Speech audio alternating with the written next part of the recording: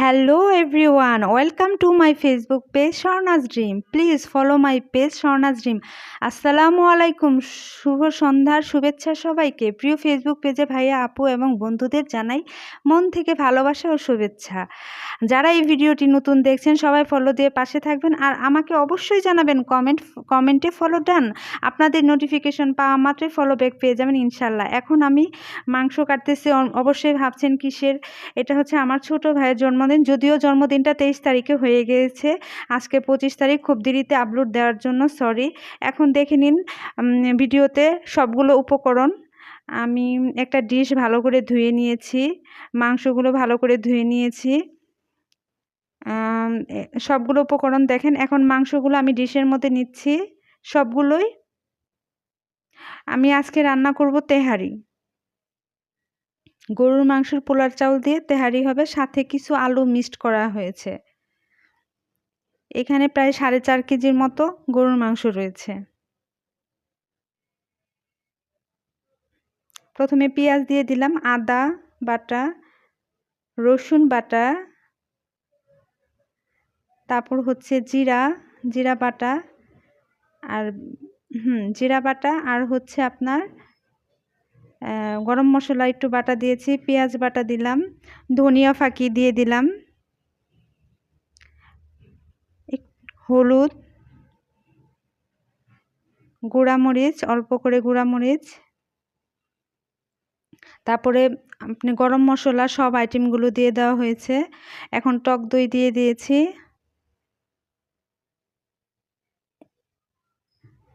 কাঁচামরিচ,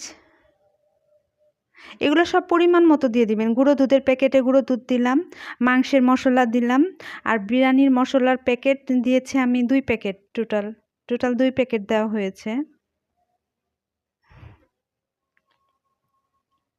আপনারা সবাই যে যার মতো করে পরিমাণ মতো দিয়ে দিবেন। এখন আমি লবণ দিচ্ছি, যদি একটু কম বেশি হয় পরে আমি এটা চেক করে আবার দেওয়া যাবে।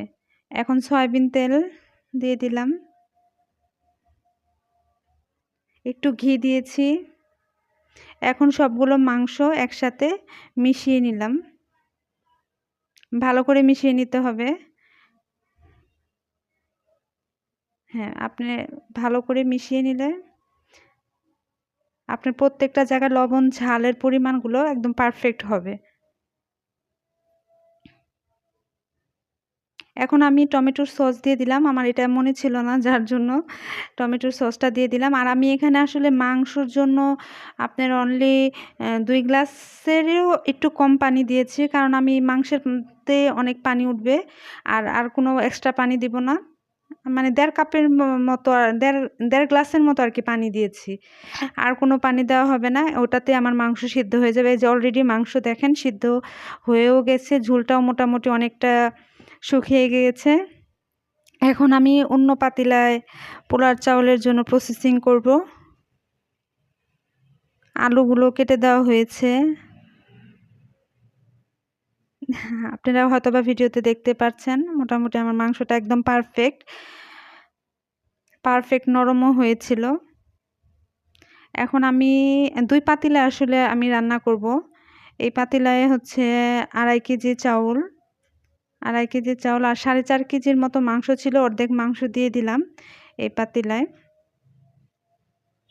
আর আরেকটা পাতিলে আমি 3 কেজি পোলার চাউলের সাথে করব। অলরেডি হ্যাঁ, আমার রান্না হয়ে গেছে, অনেক টুক কেটে দেওয়া হয়েছে কারণ অনেক লম্বা হয়ে যাচ্ছিল ভিডিওটা। এই যে 2 পাতিলে, একটা 2.5 কেজি আর একটাই হচ্ছে 3 কেজি। কেমন লাগলো বন্ধুরা? যদি ভালো লাগে অবশ্যই ভিডিওটি শেয়ার করবেন।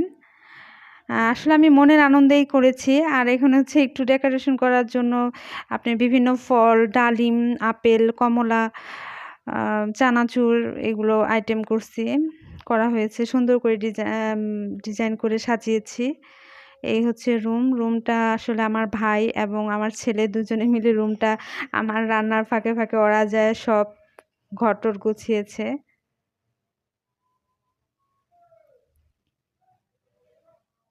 এই তো টেবিলও আমার সাজানো হয়ে গেছে, তাই দেখছিলাম কোথাও কোনো ভুল আছে কিনা। এই তো অলরেডি মেহমান সবাই চলে এসেছে। এই তো ধন্যবাদ সবাইকে। এখন আপনি এই জন্মদিনের এখন আপনারা সবাই জন্মদিনের উদযাপনটি উপভোগ করুন। আসসালামু আলাইকুম। ধন্যবাদ সবাইকে। শেষ পর্যন্ত দেখবেন ভিডিওটি।